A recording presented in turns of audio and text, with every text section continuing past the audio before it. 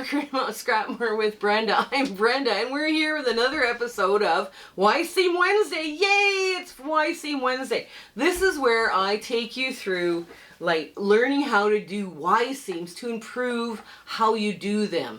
And I'm going to show you a bunch of really cool blocks over this series that are very, they're really cool and they're great scrappy. So this one's going to be a lot of fun. This one's called the bat block. Now traditionally the bat block has, let's say, 2 yellows and a dark, and then this would be white. But we decided to change it up because, some people might not want bats on their quilts. But it's quite a cool, but this block also has been known by a few other names, according to Barbara Bachman Encyclopedia.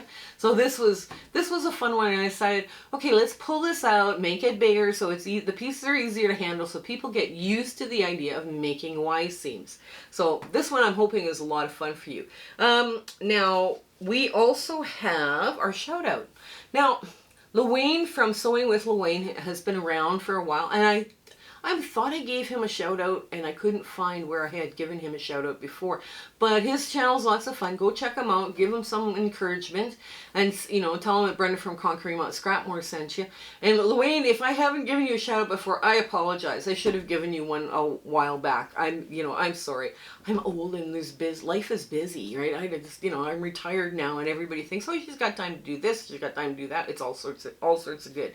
So that's our shout out. Now his channel, YouTube channel, is going to be in the show notes below, as well as our Facebook group. Our Facebook group is growing really quickly. We're posting a lot of blogs and things that are inspiring people. Plus they're posting a lot of other fun things and trivia and other sites to go. We also have several different types of community chats. We do fabric exchanges by country and now blocks by country as well, different blocks by country. We also have a virtual sewing room set up in Discord, and it's open to all the members of the Facebook group. We're having such a lovely time in there. It's just great. And let's see, there's the free recipes. I like the free recipes. Use something, especially the ones that you put in a crock pot and you start it in the morning, you sew all day, and then you eat. It's so nice. Those ones are so nice to get. So what else do I do? Oh yes, we also have the Zoom sew dates once a month. Usually it's the first Saturday of the month, but the dates are listed out now from now until December. And we're making that commitment to you to come sew for the day on Zoom. And that includes all of the YouTube people if they want to come and sew and hang out and have a good time. I want to find out what's inspiring you. And, it's always so much fun to find out, what you're working on. And everybody does show and tell. And I get lots done that day. And so do the other people that are coming to join. So it's a good day to come and sew. And if you don't feel like sewing, you want to bring your cross stitch, come on, hang out. It'll be fun. The other thing we have now, I'm not sure when this video is dropping, so I'm going to continue to mention it for a while. I was invited by Nikki from the Ruffle Purse to participate in Conquer Your Fabric Scrap Summit. Now that summit is August 15th, to August 18th, and it's free. So it's free for that time, and I'm going to be pulling my affiliate links in the show notes as well if you want to go and participate. And I guess it was very well received last year. Now, the problem is if you say you're going to be out of town from August 15th to August 18th, you need extension, you now have to pay for the extension.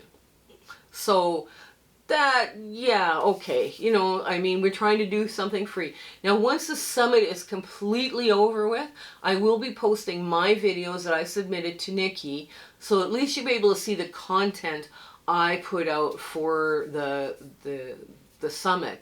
Those are some very talented people, by the way, that are also participating in the summit. It is really worthwhile to go check this out. I also do speaking engagements for free to quilting groups and quilting guilds. So if your guild is looking for somebody who wants to talk about using your fabric scraps, elements of design, making charity quilts, just generally having a good time in your sewing room, put my name for it. I'd be happy to accommodate them the best I can. I am already booking out to 2025, but I mean, I'm happy to take on a few more speaking engagements. It's my way of giving back to the guilds for all the things that they have given me. So, I mean, this is, I get to meet the most talented people in those guilds. It's wonderful. It's just really wonderful thing for me to do. Also, we've got our community round robin. Now, our community round robin consisted of Future Cat from New Zealand, Kelly from Kelly's Quilts and Cruises, and Michelle from Bits and Pieces. Now, I understand Michelle is hosting the pattern drops on her website, so you got to go check her out too, right? Go check out her website. And those blocks are coming together. We see lots of them in the Facebook group, and they're just beautiful. I love the color palettes you guys are picking. It's just amazing how this is coming together for everybody. So I'm really excited about this. I think this is just really just amazing journey everybody's on now. So I think that's it. I think I've covered it all. Yes. So look, come on in. Let's get to this sewing. Okay, so here we are at the sewing machine, and we're going to start by just running through this. You kind of center it the best you can. Center your center the best you can on your first block. There is going to be a little bit of overhang, little tiny corners. Little tiny corners. I decided to pick some bright, happy colors for this block because if it's going to end up in a charity quilt, I want it to be bright and happy. So I'm like, okay, let's do some bright, happy colors. Okay, so now we've got that. Now we're going to sew the one on the other side, right? And we're just going to have little corners hanging from this. Now I cut these with a 45-degree ruler. The markings on a 45-degree ruler to make a squared off pyramid, right? Because that's the easiest way to cut these pieces here. And it looks strange, but the cutting instructions are correct, right? Now we go just like that, press it open, there. Ta-da! Alright, now, what we're going to do is we're going to start from this side. Wait a minute. I always get confused about this. Nope, this has got to go on this side. This side. When I flip it over, because the big side's on the top, right? Which sounds weird. It sounds wrong, but this side is on the top. So now we want to line up that peak the best we can. And we want to take our time, and I'm just going to grab a pin. And I'm going to open up this 1/4 inch in, and then a 1/4 inch on both sides, right? You can also mark it if you want. You can mark it with an X. I mean, it's up to you how you want to do that. I mean, I've been doing this quilting here. So now this is perfectly lined up. So this is going to be like a long miter with a Y, right?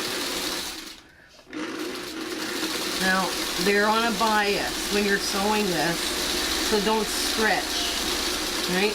Okay, as you get closer to that pin, stop putting your hand crank forward until you have good visibility and you can see the needle drop down, then pull your pin out. Now we're going to take this underneath. We've got the foot up, but the needle is down. So we can pivot, right, with the needle down, which is always such a nice thing to be able to do. Then you're going to go 1/4 inch right down through the center of that first seam. And then a 1/4 inch down from the points of this, both right, like, if you were to draw an X, here I'm going to just do this. If you were to draw an X on this, you would have, okay, let's do it this way. This and this. Let's show you this a little differently. Okay, so here's your 1/4 inch. So you're going to draw a 1/4 inch line like that and like that. Just right across, right? Then you're going to go down one slope, a 1/4 inch, and you're going to mark it going the other way. And you're going to create an X. Well, you do the same thing with the other direction. So now you have an X there. If you need a visual like X, like an X to actually mark your seams. Can you see those X's? If you actually need it, you mark them.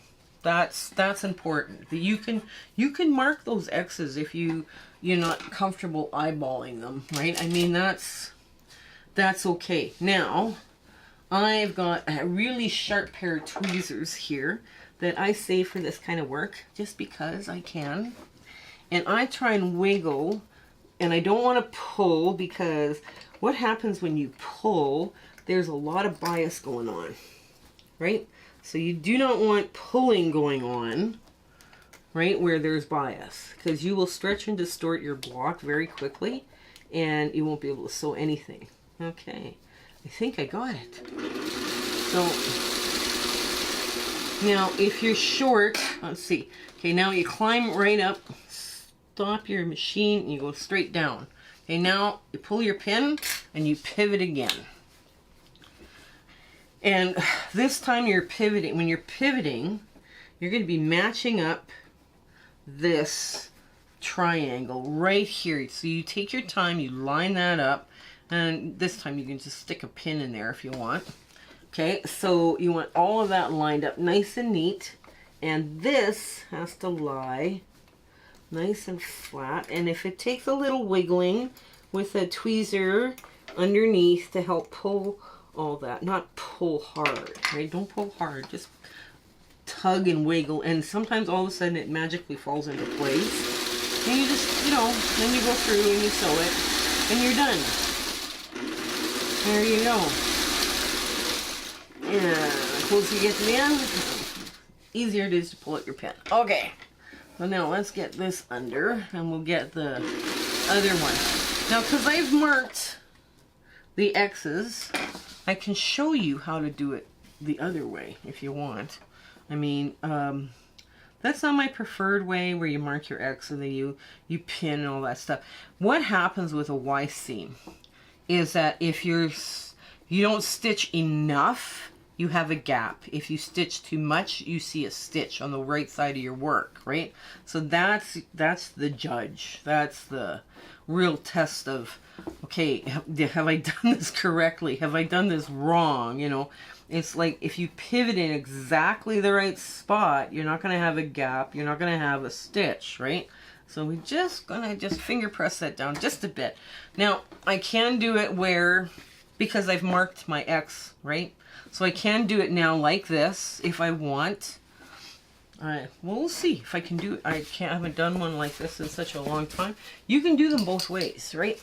You can either use it as your, you can either do this Y seam by using this pressed open as your guide as to where to pivot, like your seam, or you can draw your X. So let's draw our X this time, and I'll show you how. I haven't done one of these in a while. I'm kind of worried. So yeah.